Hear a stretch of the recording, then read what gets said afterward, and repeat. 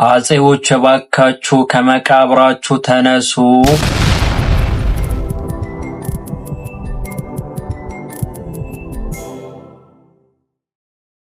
ቢስሚላህ አልሐምዱሊላህ ሰላቱ ወሰላሙ አላ ረሱሊላህ ወአላ አሊሂ ወሰህቢሂ ወመንዋላ። ውድና የተከበራችሁ የቻናላችን ተከታታዮች አሰላሙ አለይኩም ወራህመቱላሂ ወበረካቱ። ዛሬም የጌታችን ያለ መልካም ፍቃድ ሆኖ ለእናንተ አስተማሪና ቁም ነገር አዘል የሆኑ ቪዲዮዎችን ይዤላችሁ ብቅ ብያለሁ። እስከ ቪዲዮአችን ፍጻሜ ድረስ አብራችሁን ሆኖ ዛሬ ወቅታዊ የሆነ ጉዳይን በተመለከተ የተወሰነ የምንል ይሆናል። እሱም የአክሱም ሙስሊሞችን በተመለከተ ይሆናል። ትናንትና እንግዲህ ሰኞ ስብሰባ ነበረ። ስብሰባ በሚያሳዝን ሁኔታ አዳራሽ ላይ ማንን ሰው እንዳይገባ ስልካቸውን አጥፍተው ከዛ በኋላ ደግሞ ሙስሊሞችን አስፈራርተው እነዚህ ህጎችን አጸደቁ የሚል ነገር መግለጫ ወጡ። እስቲ ህጎቹ ምንድናቸው?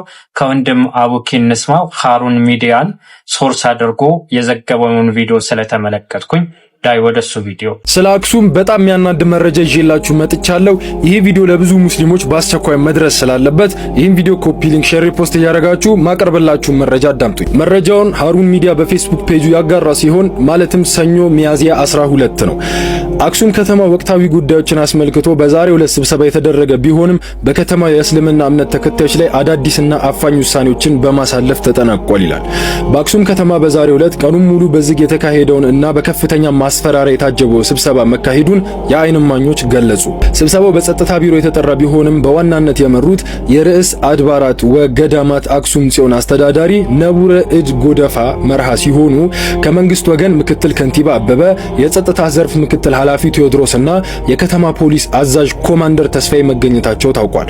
የስብሰባው ዋና ዓላማ የአክሱም ከተማ ውሳኔ ሰጪ አካል አንድ የእምነት ተቋም መሆኑን ለማሳየትና ሙስሊሙ ማህበረሰብ በፍርሃትና በጭንቀት ውስጥ ሆኖ ስለመብቱ እንዳይጠይቅ ለማድረግ ያለመ እንደነበር ተገልጿል። በስብሰባው ላይ የቀረበው ሰነድ በከተማዋ የእስልምና እምነት እንቅስቃሴን በእጅጉ የሚገድቡ ነጥቦችን የያዘ ነው የተባለ ሲሆን ከመመሪያዎቹ መካከልም አክሱም የምትመራው በሀገሪቱ ህገ መንግስት ሳይሆን በነቡረ እድ ትዕዛዝ መሆኑ ተገልጾ የሙስሊሙ ማህበረሰብ ተመልከቱ፣ ሀገሪቱ በፌዴራል መንግስት አይደለም የምትመራው እየተባለ እንዴ እየተባለ እኔ መንግስት ለምን ዝም እንደሚላቸው አይገባኝ።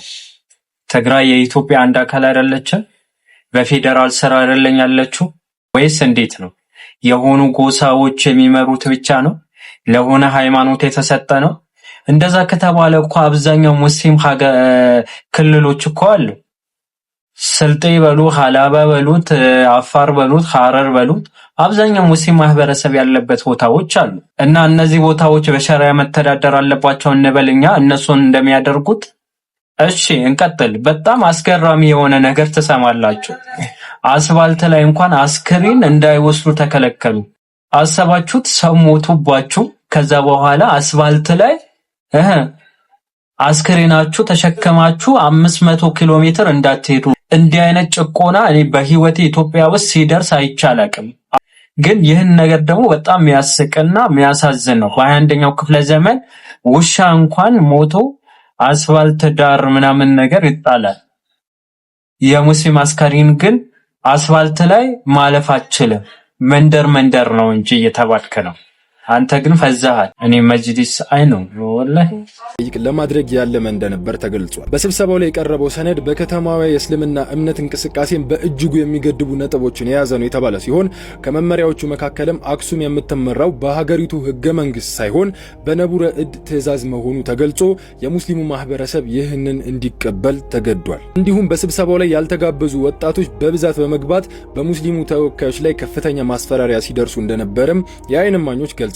ከውሳኔዎቹ ውስጥም አንደኛ፣ በትምህርት ቤቶች ሂጃብ መልበስ በይፋ ታግዷል። ለዘመናት ሲሰራበት የነበረው የጁምዓ ሶላት በሹቅ መስጂድ እንዳይሰገድ መታገድ።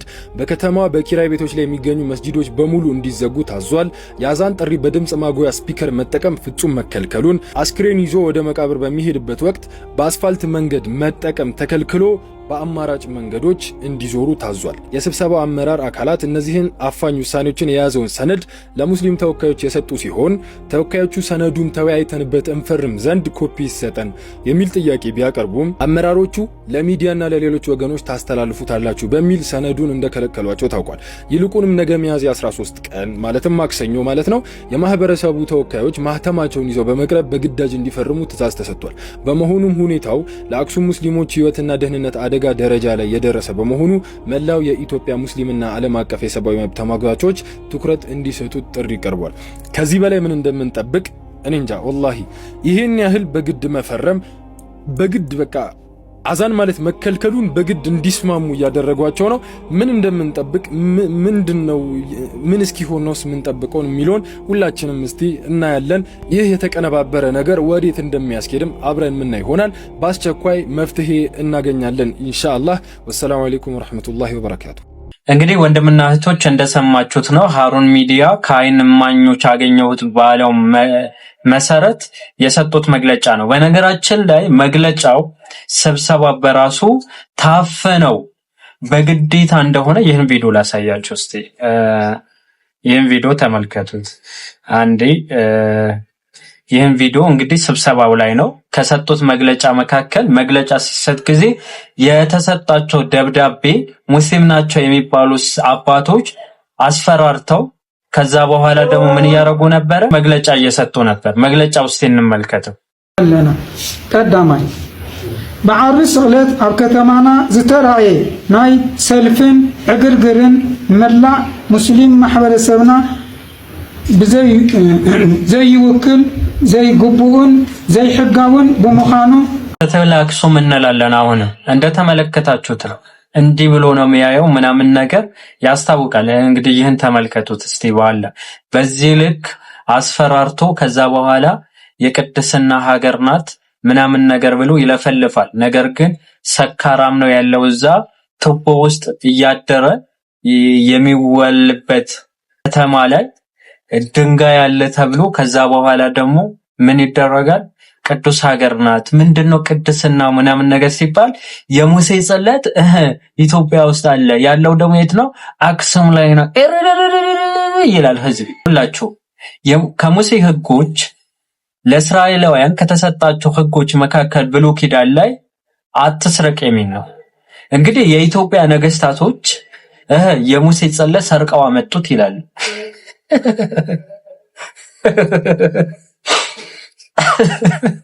እኔ በጣም በህይወታችሁ የሚያስቅ ነገር ሰምታችሁ ሊሆን ይችላል። የሙሴ ጽላት ኢትዮጵያ ውስጥ አለ እንደሚባለው ቶፈንቶ ወሬ ሰምታችሁ አታውቁ።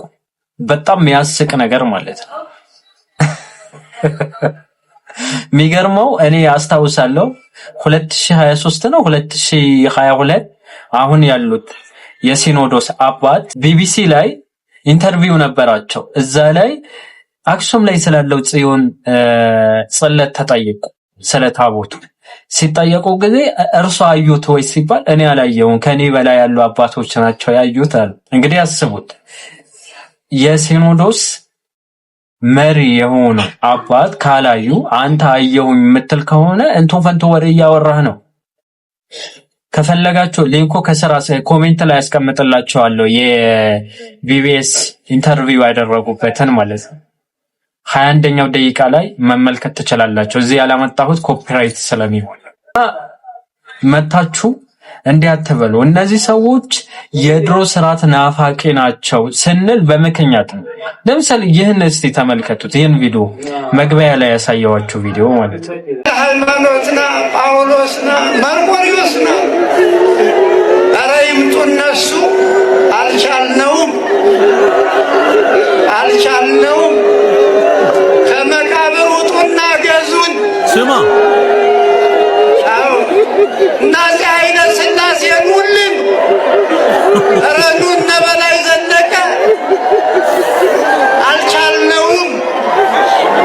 ምን እናድርግ? ኢትዮጵያ ይህች ናት ወይ? ኢትዮጵያ ይህች አይደለችም። ኧረ ኢትዮጵያን ምን ነካችሁ? ኧረ ምን ነካችሁ? ኧረ ሀገር ያለሽ ያው እነ በላይ ዘለቀ ምናምን ኑልን ነው ያለ ነው። እነዚህ ግለሰቦች የአንድ ብሔርና የአንድ ሃይማኖት ስርዓትን አቀንቃኝ ስለነበሩ ነው። ዛሬ ላይ ይህን አስተሳሰብ በእኛ ክፍለ ዘመን ላይ የሚፈጸም ከሆነ በጣም ያሳዝን ነው። ወላሂ ከ50 ሚሊዮን በላይ ሙስሊሞች ነን ይባላል። ነገር ግን አንተ ዝም ብሎ ገለባ ብዛት ካለ ጥራት ከሌለ ምንም አይሰራም። ማለት ተቋም መሬት ላይ ወርዶ መስራት አለበት። ለምንድን ነው ተቋም ምለው?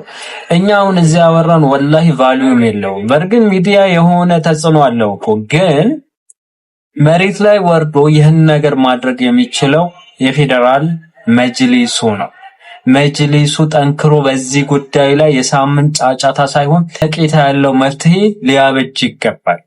ሰው በተወለድክበት ሀገር አትቀበርም፣ በአስፋልት ይዘህ አስክሬንህን አትወስድም። ለምን ሲባል አንተ ትንሽ ስለሆን እንጂ ብዛት ቢኖራቸው እኮ እንዲህ አፋቸው አይከፍቱም ነበር። ብዛት ሳይኖራቸው እንኳን እንዲህ ከደነገጡ ብዛት ቢኖራቸው ደግሞ ኢማጅን አድርጉ። እና እባካችሁ የመጅሊስ አመራሮች ትኩረት ሰጥታችሁ ስሩት እባካችሁ። አላኩል ይሃል ለዛሬ ይህን ካልኳችሁ በሌሎች ቪዲዮዎች እስከምንገናኝ ወሰላም አለይኩም።